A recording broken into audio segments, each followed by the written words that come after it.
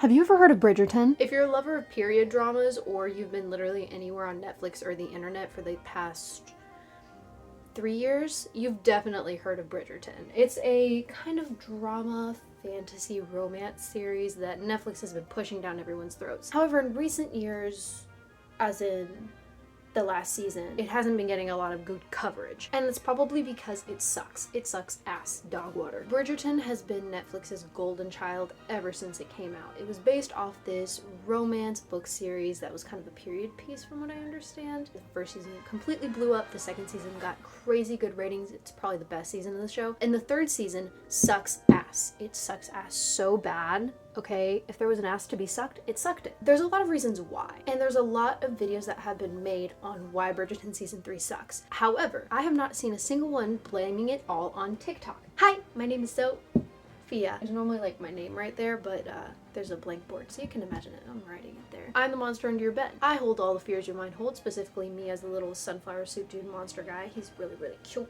And today we will be discussing a very, very, very particular fear. Fear of pandering to an audience and losing all your integrity. Because that's what happened to the Bridgerton Season 3 writers. This is a conspiracy theory now. You might see me with a crown, but this is meant to be a tinfoil hat. My proof for this will be a series of texts that number over 193 that I sent to my friend last night because my period was on its way and my body does this thing where it's like, drum roll please, on my hips. So I couldn't sleep. So I stayed up until like 5 a.m. And between the hours of 2 and 4 a.m. more or less, I wrote a series of 193 texts to my friends saying, hey, this is why Bridgerton Season 3 sucks and why it's all TikTok's fault. TikTok has done everything. TikTok probably did JFK. And I haven't seen a lot of people talking about it because as much as I love the analysis, I love media critiques, people aren't asking why. Why would they do all these things? Why would they torture us like this? Why would they commit a character massacre? It's like character assassination, but it's like widespread. Everybody suffers. And I realized that it's because of 3 pillars of things that TikTok loves. They love it a lot. They love it. And one half reason. These reasons are archetypes, attention-grabbing content, and appeal to a wide audience. And then this third reason of romance over family. I'm going to dive into all of those. I'm going to prove my conspiracy theory. By the end of this, you're also going to be wearing a tinfoil tiara. It is the newest style. Out of all the crazy fashion choices, they never did a tinfoil tiara in the 3rd season, which is crazy. So join me. Let's go, let's be British, let's scheme against our best friends, and let's demolish our character development. I'm on my pewter. I have no idea if these pearls are actually real. I found them at like a garage sale, but they're pretty cool. I'm serving, so first things first. Archetypes, specifically Jungian archetypes. If you are familiar with psychology, you've learned about Carl Jung. He's one of the big psychologist people. He's up there with Freud, except Freud is insane. Basically, archetypes are tropes, character tropes. I think that he has 12 specific ones that people can fall into, but for the sake of my conspiracy theory, I'm just going to refer to them as character tropes. For example, you have the wise sage, you have the dark, twisted love interest, you have the hero, the paragon, etc. These archetypes form our opinions of a lot of different characters. We'll try to slot them into our heads, and that's not inherently wrong, but it's something to be aware of. TikTok really, really likes archetypes because whenever it shows you a piece of content, it very much wants you to immediately understand what's going on, get engaged, and then just like it, move on, save it, whatever. This matters to the show because of the way that it's written. For example, a clip will circulate on TikTok of Colin standing up to Penelope's mom, calling her brave and strong, while Penelope watches on tearful. Immediately you understand, Colin is the hero. Penelope is supposed to be kind of the self-insert. She's someone that is vulnerable that you can project onto. She's being projected by a big, strong man. The mom, you could argue the evil stepmother kind of trope. The dialogue in Bridgerton Season 3 will not reference instances of Penelope being brave, of being strong. It just says it. It doesn't alienate the audience by saying, this thing happened in another episode and you didn't see it because you haven't watched the show. Go watch the show. It just says, here's an isolated incident. You already understand what's going on. Isn't this really cool? Give me your attention. Give me the engagement. It is great for the algorithm that the characters in Bridgerton Season 3 fall into archetypes, but it's really bad from a narrative standpoint, especially when you consider how the writing isolates different plot lines and different scenes so that they don't make a TikTok viewer left out. I didn't watch the season. I don't know what's going on. I'm not interested anymore. This isn't just with scenes, it's also with characters, specifically Kate and Anthony. For the sake of this video, I'm going to assume that you kind of know what I'm talking about, or at least you're willing to just fake it until you make it. So I'm not going to explain too many plot points unless they really matter. But anyway, Kate and Anthony from the second Bridgerton season, their characters in the third season are completely reduced to male wife and girl boss. Just flattened completely, which is a real shame because it feels like the writers from the third season saw the second and were like, oh, Kate is really independent and strong and Anthony kind of is down bad for her, and they took that and they said, okay, male wife slot, girl boss slot, instead of acknowledging them as characters, people who are a little too duty driven. Kate is a little bit too much of a know-it-all sometimes. She can be very arrogant. Anthony thinks he knows best. He will do anything for his family even if his family doesn't like it. And they took those traits, they took their competitiveness and said, that's cute. Anthony's a caricature of himself now, and Kate knows everything, and that's it. Their characters were completely obliterated for the sake of easily understood archetypes that you can see on TikTok. I use male wife and girl boss specifically because this isn't just writing from an archetype standpoint over a character standpoint. It's about tropes. I'm gonna write all my additional bubbles in dark green. This isn't really a dark green, but Penelope wears a dark green dress and it really suits her. Then it goes nowhere, and I feel like that's pretty representative of the season. But I really liked the dress and I really liked her evolution for 5 seconds there. So, dark green for missed opportunities. If you've been on the internet at any point in time, you've probably heard of the word trope. Trope refers to kind of an archetype. It's not a cliche necessarily. It's hard to explain because you could say a love triangle is a trope, a enemies to lovers story is a trope. It's just a thing. It's a thing. I'm sorry. I'm probably gonna add in a bit later where I explain it.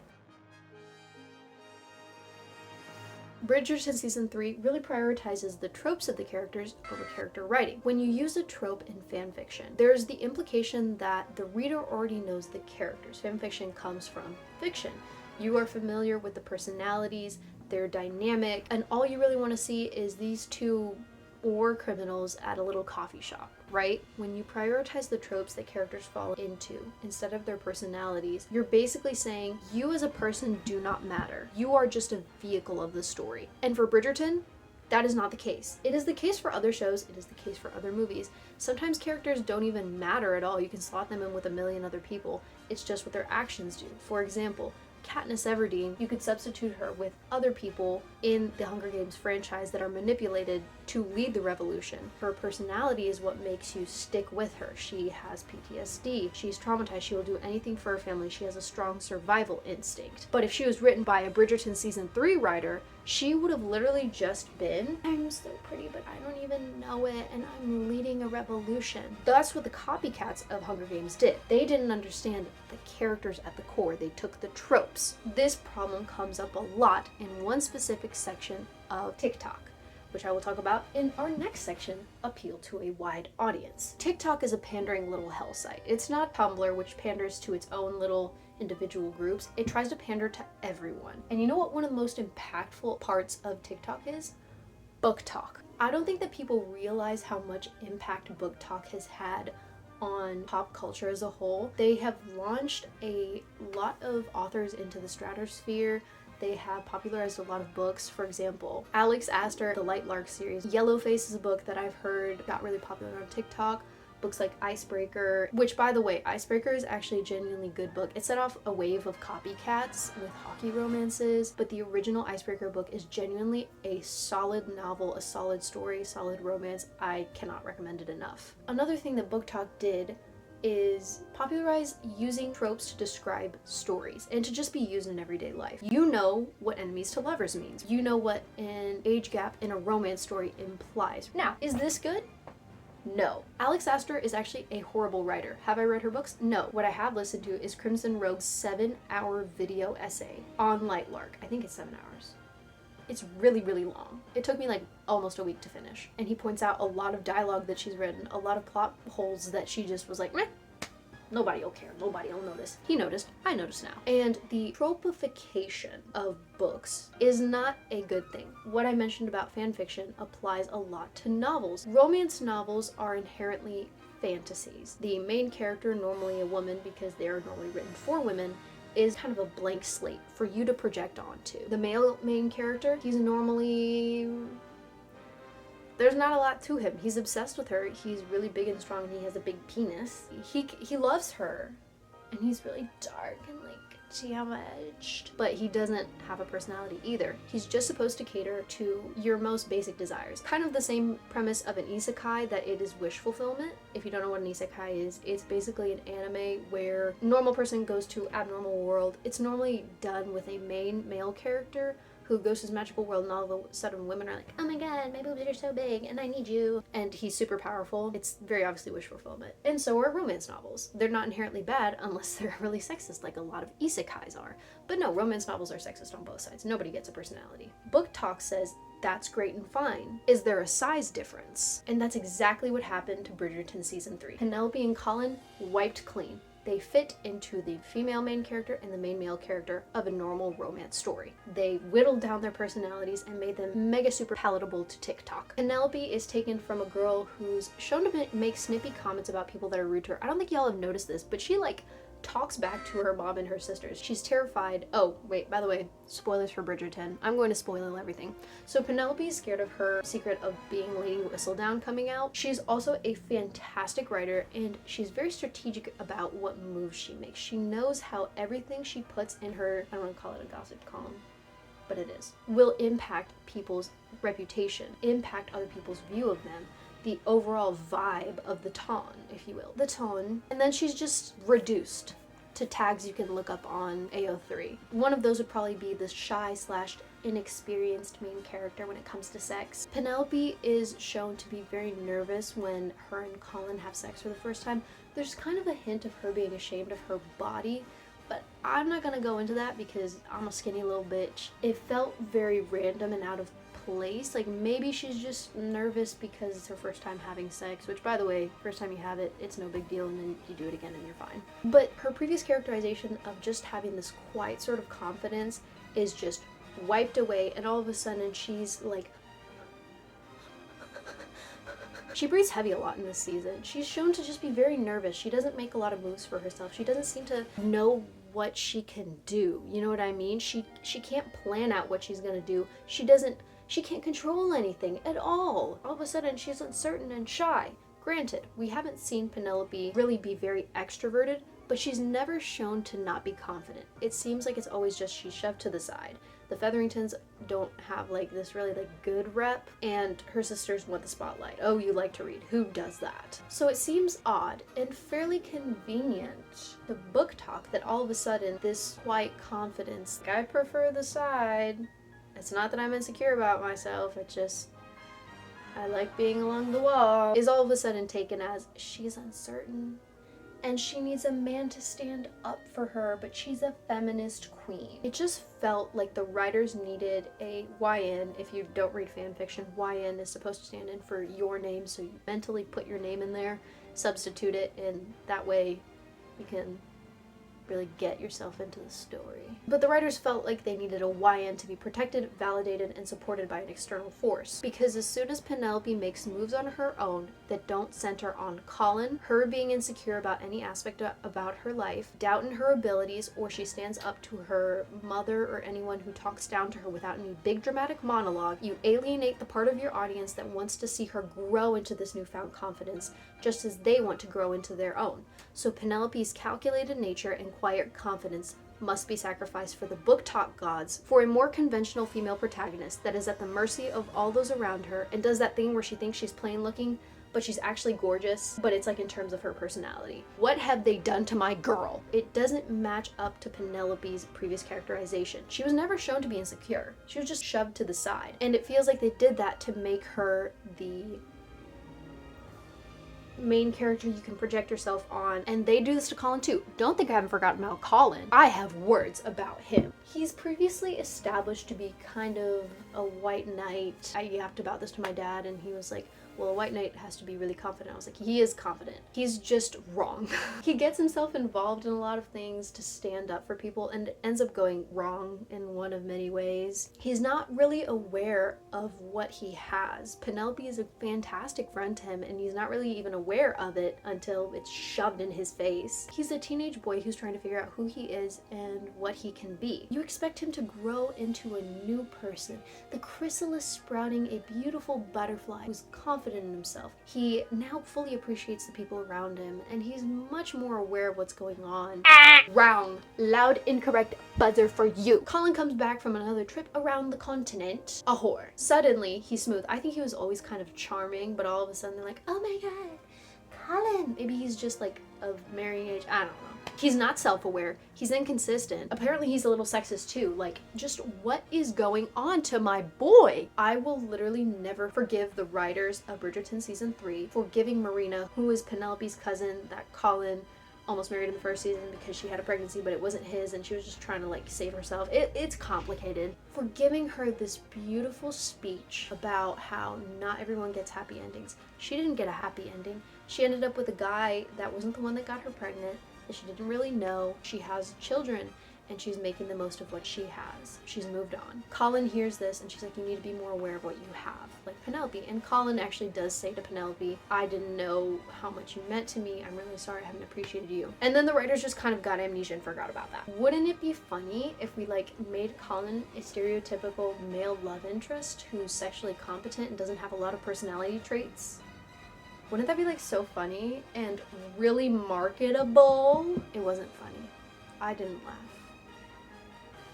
I cried. They shoved Colin into the role of like a sexually competent male lead that is only there to protect Penelope and really bring her up, and it saddens me because in every single Bridgerton season, I can't say that, there's only been 2, both of the romantic leads have grown as characters and grown closer to each other. It's never just about Daphne wanting a beautiful life and loving her family, kind of playing the Ton to get what she wants. It's not just about Simon overcoming his familial trauma, becoming more open to the idea of having a family, growing closer to the people around him. It's about both of them together, healing together. And in Bridgerton season 2, it feels like it's just about Penelope. It is just about her and how she overcomes everybody thinking that she's just a wallflower and how she becomes proud of being Lady Whistledown and stuff. And Colin does not matter. He does not get any character development. I actually thought when Colin came back, he actually hadn't done any sexually explicit stuff. Like, he talks a big game. He's like, if I told you what I'd done, I'd have had to marry you. Oh my goodness.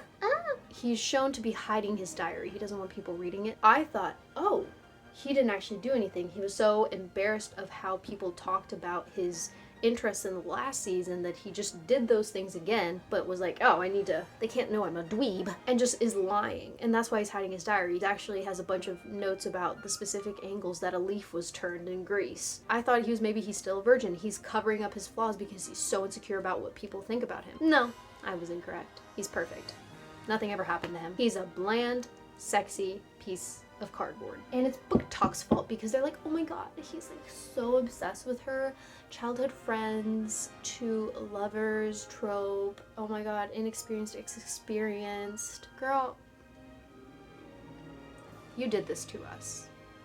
It's your fault. Go read a shitty romance novel. It's okay. Just admit that it's shitty and stop saying that this other thing is totally really good, because it's not. Okay, it has bad writing. You can be okay with bad writing. My favorite show, Panty and Stocking with Garterbelt, the anime. Is it a beautiful, incredible show? No, but you know what it does have? A lot of things that I like. There are a lot of technically good things about it. Will I recommend it to people? No, it's my thing. Anyway, bland, sexy piece of cardboard relationship, and that's where we get the attention-grabbing content. I figured more bubbles. I love a good diagram. I'm a visual learner. I don't know, can you see that? Please tell me you can see that. I'm really sorry. See, the problem about Penelope and Colin's relationship is that it doesn't make sense. It doesn't naturally progress, but it comes in little bite-sized perfect scenes that you can post on TikTok. He stands up for her and then she gets railed or something like that. It's very palatable for TikTok. Their relationship progresses at such an odd pace that only makes sense if you see it in bite-sized TikToks of really dramatic moments. This is the timeline of Penelope and Colin's relationship. Kind of. I'm gonna forget some parts because genuinely it was so confusing and forgettable. I was just sitting there like,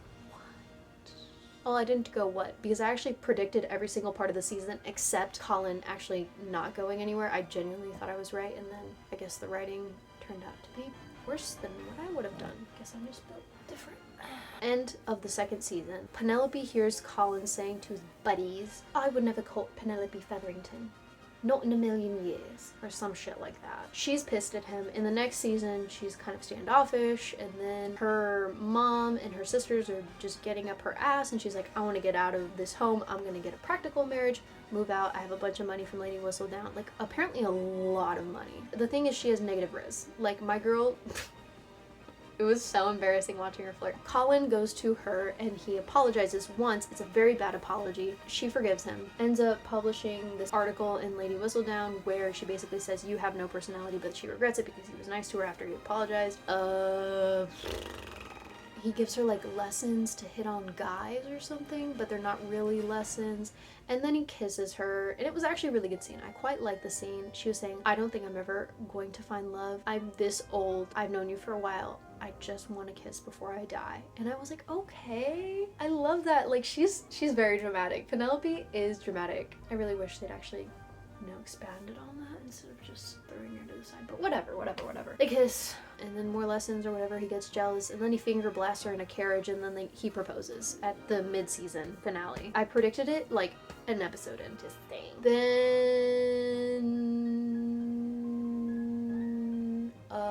they have sex. By the way, the Bridgerton writers completely forgot the fact that if you have a woman and a man of like marriageable age in a room together, they should not be in a room together. What if they have sex? They do something unmentionable. What is... Can't wait to meet you. Oh god. For all my perfections, I cannot resist cringe. Can't wait to meet you. Have you figured out that I'm a FNAF kid? You probably have. I need to get it back on track. Where was I? The Bridgerton writers completely forgot the fact that you can't leave people together. It's a highly improper thing in society. If somebody catches you, you will basically have to get married or duel at dawn or something. I can't really remember what happens in the first season. And in the second season, they didn't have to follow that rule a lot because Kate was already a spinster. She's like 30-something, and Anthony is a man, so he can do whatever he wants, and they're also more isolated. They're in a country home, so there's less people around. Very convenient circumstances, but Kate and Anthony are the exception. Penelope and Colin are not. They are of marriageable age. The rule still stands, and all of a sudden Colin's finger blasting her in the carriage, and he has sex with her before they're married. It's not like a crime, but like, it is in this world, so why did you forget? Oh my god, this season was such a train wreck. Colin is pissed at Lady Whistledown. Penelope reveals her identity to him, and he's like pissed and he's kind of jealous because he wants to be a good writer. And then he forgives her and they get married, and then 1 year time skip, she has twins, I think. This season was such a like... It was so forgettable, and yet so many dramatic things happened, and it pissed me off. None of this makes sense. Why are all these things happening? The character motivations didn't make sense. I need to stay on track. There are no flashbacks of Penelope and Colin growing up together at all. Even though this whole thing is supposed to be childhood friends to lovers, and them being friends for a while plays a huge part in understanding their dynamic. Bridgerton just said, no, we're not. We're not doing that. Why would you need flashbacks? What if we have to retcon something? What if that interrupts the scene that was perfectly isolated from everything and you could watch, like, and give us love on TikTok with? No, we can't put a flashback. That would confuse you. Their relationship doesn't progress naturally at all. It makes no sense. Decisions just happen. It makes for good attention grabbing content though, because every single part of the relationship, dramatic. Oh my god, all of a sudden he's finger blasting in the car, proposes to her. Oh my god, she's secretly Lady Whistledown. She's kind of broken up about the fact that he wants to kill Lady Whistledown. They make good clips separated from the rest of their story, but when you bring in that rest of the story, nothing makes sense. This was a good line. All the plot points are written to go nowhere except a save folder of cool clips from TV shows. That's what I said at 3 a.m. For example, the plot point of Penelope getting her green dress. At one point, Penelope's like, I want to stick out. I don't want to be a wallflower anymore. I want attention. I also need a husband to move out, to have my own life. So she goes to the modiste. Oh, I love the modiste. Okay, I love her so much. Geneviève Delacroix. Oh, she is one of my favorite characters. She is French, but she's not French. She's actually has a Cockney accent, but she's French. And France is where they speak French. Anyway, Penelope and the modiste, they're like this. Genevieve helps out Penelope with the whistle down papers, and she makes her a whole new wardrobe that actually goes with her color palette. Penelope for the whole series had these really yellow tones that clash with her skin color, and it's kind of like a bit, the Featheringtons have horrible style, but Penelope doesn't. And so she goes and she has a new dress. There's a scene where she goes out into the ball. She's very nervous. It doesn't make sense. No, we can't have quiet confidence. It has to be in your face. Otherwise, how will you understand the themes? The themes! You don't understand subtlety. You're an American. It's actually a very interesting scene because she fails. Penelope completely fails. It's a very beautiful moment where she stands up and everybody sees her and they're like, oh. Anyway, so what was that about, you fucking your rave? And that's because she doesn't know how to make the most of it. Guys go up to her and then she scares them away with her negative wrist. She has an aura. Penelope has such an undefinable aura. Then she gives up. And that's fine. The problem is she gets confidence from Colin helping her, and then her taking control over her appearance is never brought up again. It's just kind of like, yeah, Penelope has a new look. And I do think that the rest of the Ton looking at her and then going back to their conversations is more realistic. However, I do think that some people should have been like, Penelope, you look so much better. Violet, the head matriarch of the Bridgertons, is a nice lady. I think she's kind of cool with the Featheringtons, and she might have passed by and been like, oh, Penelope, you look so nice. The plot point goes nowhere, but you know what? It does make a really cool clip on TikTok. And that dress brings up another point of the attention-grabbing bubble. Oh, I can't erase on my gloves. Do I have a little tissue, perhaps? It's so hard to write with these gloves, and this isn't even my normal handwriting. I'm doing my government handwriting because otherwise it'd be illegible. So visual stimulation. We are very visual people. TikTok knows that you're gonna scroll away in 0.2 seconds unless it manages to catch your attention like this. Ooh, ooh, ooh. Look at the pretty dress. Look at the pretty dress. Look at the pretty crown. Ooh, shiny, shiny, shiny. Look at the dramatic thing happening. I use TikTok to post some clips of my videos for marketing, but I actually think I'm gonna delete the TikTok account because I actually hate putting in plus render time, like maybe 15 minutes to get a clip from the original video, put it in, add the video title, and then render it and post it on TikTok, only for my analytics to say people scrolled away after 0.2 seconds. I have a longer attention span than you. Why am I catering to you? You aren't gonna care about my hour-long video essay. Honestly, thinking about deleting it. But anyway, visual stimulation is very, very important for TikTok. And Bridgerton season 3 has a lot of very eye-catching visuals. My eye was twitching because they're ugly visuals. The costume designers kind of went a little crazy. They took the fantasy aspect of Bridgerton a little bit too far. By the way, Bridgerton, but it's categorized as fantasy because the world is fully integrated racially. There's like not orchestral, but like quartet covers? I don't know what the proper terminology is for pop songs. You know, little stuff like that. The clothes aren't 100% historically accurate is what I'm trying to get at. But the third season just said, what if everybody was wearing really big cloaks and they were really shiny, and we got the worst patterns that you could ever imagine from a Joann's fabric, and then we put them on people that have had previously good fashion sense? This is gonna get us so many viewers. And you know what? They were correct. Because when you see the costumes from the third Bridgerton season, you're kind of a little confused. The first 2 seasons were not completely historically accurate, but if you didn't know the particulars of historical clothing, you'd just be like, yeah, that's good enough for me. But in the third season, you look at it and you're like, this is a bit odd. So you keep watching because why is it a little bit odd? I need to figure out what's going on. And you'll get a lot of videos that are like, worst outfits in Bridgerton season 3. By the way, the outfits were ugly. Like, they were also very inventive and really cool. I would have liked them if they made sense in the show, but they were also so ugly. Like, my girl would never wear that. The guys, they wear the exact same things, you know, suits, except for Colin. He wears an open trench coat and an unbuttoned shirt, which would not be acceptable in society, by the way. I don't know why they just forgot that society and reputation matters this season. I don't even know. Anyway, you keep looking at content that criticizes the clothing from season 3. Do I think this was an intentional controversy? Maybe. It could also be that someone was trying to get more experimental with clothing, and they would have gotten away with this. People probably would have just said, oh, Bridgerton was really leaning into the fantasy aspect, if the season had been better. The writing was dog shit because the writers forgot what Bridgerton is actually about. It is not about these 2 people from the Bridgerton family falling in love. Common misconception. It's about the Bridgerton family. okay? They matter to each other. They're shown so many times that they care about each other deeply and that it's kind of odd for them to have this close connection. And the siblings will cross over into the other seasons. Daphne in her first season, Anthony tries to help her, but he's doing it in such a really stupid way that he ends up sabotaging her. In the next season, Daphne provides guidance to Anthony and says, hey, I don't think that Edwina is right for you. I think Kate is more your speed and you seem like you are having a lot of second doubts. You need to know what love is.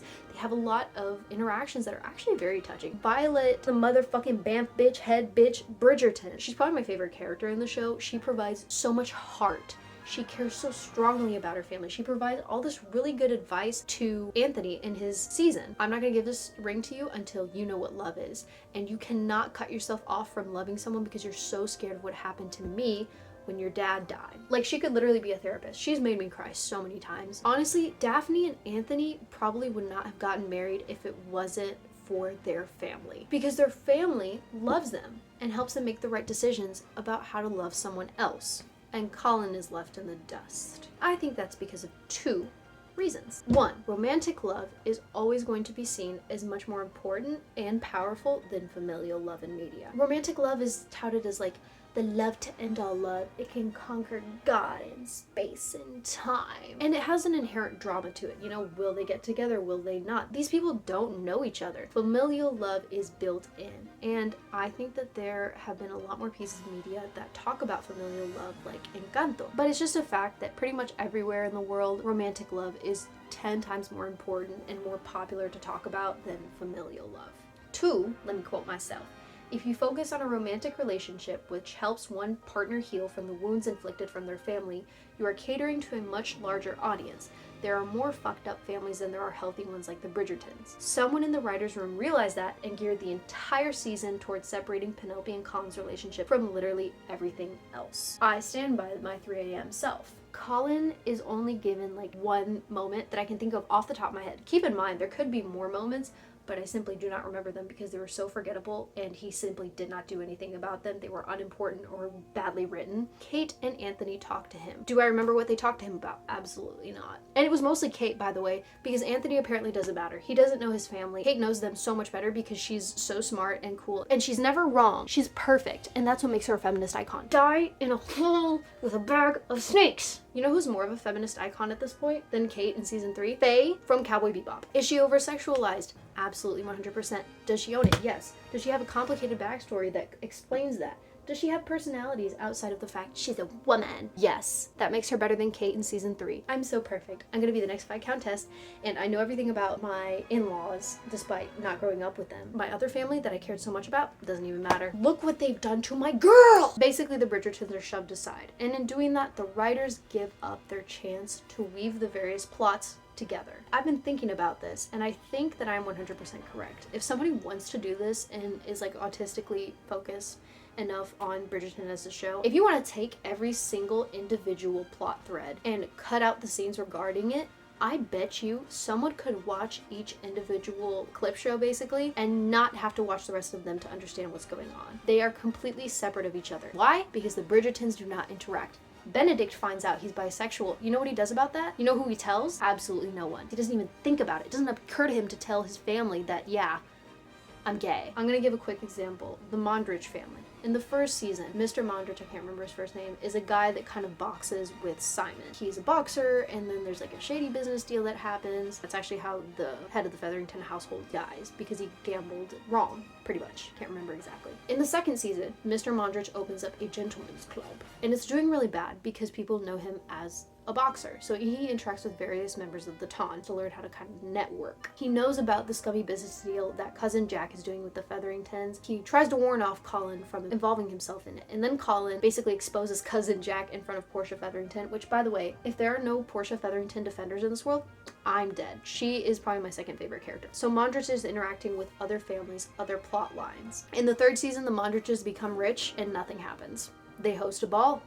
It's pretty cool, but they are completely contained. Another thing to note for the romance over family bubble over here is the remarkably pale cast of Bridgerton season 3. Oh man, I wrote that in the wrong color, my bad. So we've been new, right? We've been new TikTok is racist, right? Did you know? Okay, well, a couple years ago, TikTok had a huge scandal where it was revealed that it was pushing content of white creators that were conventionally attractive with Eurocentric features over literally everyone else, and that non-white creators were kind of getting their stuff pushed down. I don't know if they changed this. They might have said, yes, we are going to, but we don't really know. And there have been multiple moments where a black creator has started something, some trend, and then a white creator does it, they get all the credit, and TikTok does like literally nothing. So TikTok is racist against people of color. And it's important to note that the main cast of Bridgerton season 3 is all white. And by main cast, I'm not saying every single character in the various plots that matter. The main cast is the main love interests,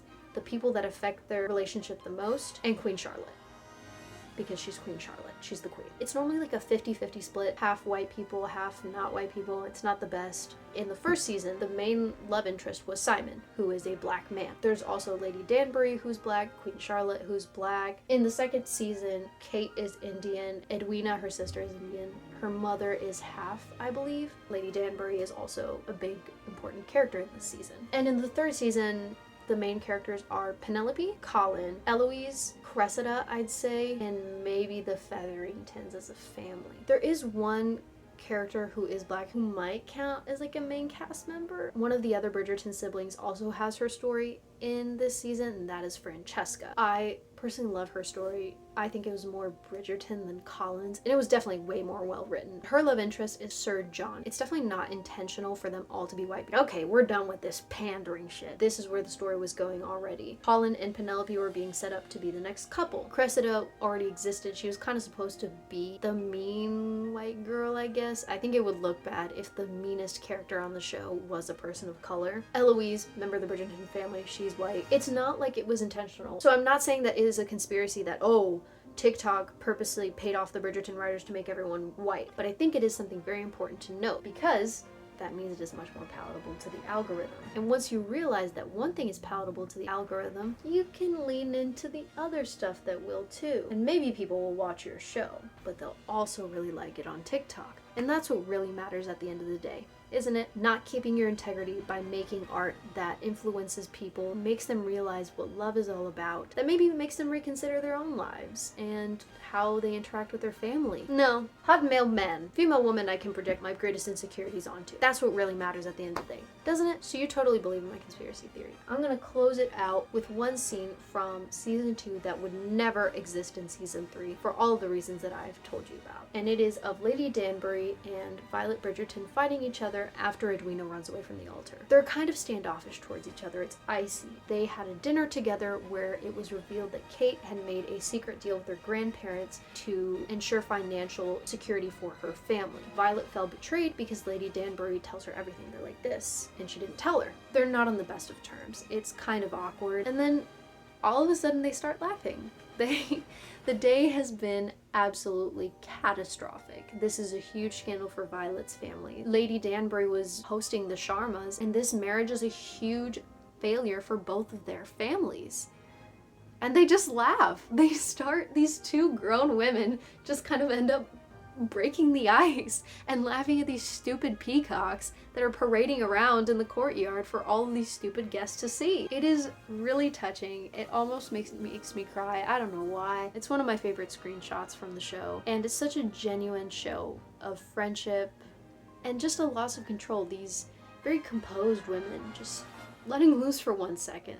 This pressure building up, and all of a sudden it's just released. Such a scene would not exist in season 3. Violet and Lady Danbury do not fall into distinct character tropes. They might be best friends, but they are grown women and they express their friendship as such. They're not going to be all touchy-feely and be like, oh, I'm so sorry about everything that happened. I've known you for so long. How could I ever do this to you? They just go back to normal. This scene is not isolated from the plot. The characters start off standoffish to each other because of a previous event that happened off screen. And the whole scene is based around building tension from this failed marriage that we also did not see fail. The main romantic leads are not in this scene. It seemed like a rule in the third season that if the scene related to Colin or Penelope, one of them had to be in frame. Kate and Anthony are nowhere to be seen. Are they mentioned? Briefly. But the scene is about Lady Danbury and Violet finally realizing, how stupid this all is and how silly and how stressful it is that the queen is now going to be breathing down their throats. Kate and Anthony don't really matter. It's a gorgeous, gorgeous scene too. And that was one thing that I really should have talked about more, but I really wanted to focus on why TikTok ruined everything. The cinematography of Bridgerton season 1 and 2 is stunning. It plays with color palettes very well. The way that everything is positioned, the mise en scene, is just immaculate. There's a scene where Kate breaks down after Edwina runs away from the altar, and the lighting and the purple of her dress contrasts with the golden tones of the room. I have a screenshot of it saved because the screensaver on my laptop is a bunch of pictures that I've taken from music videos and TV shows and movies that I liked or I really liked one scene of. I can't get over it every time I see it. And then they don't do this in Bridgerton season 3. They forget cinematography even matters. It's just, look, this is happening. There's no time for you to breathe. There's no time for you to enjoy things. After all, you can't get the full picture of the cinematography if you're actually seeing this vertically on your phone at 12 a.m. before you go to sleep.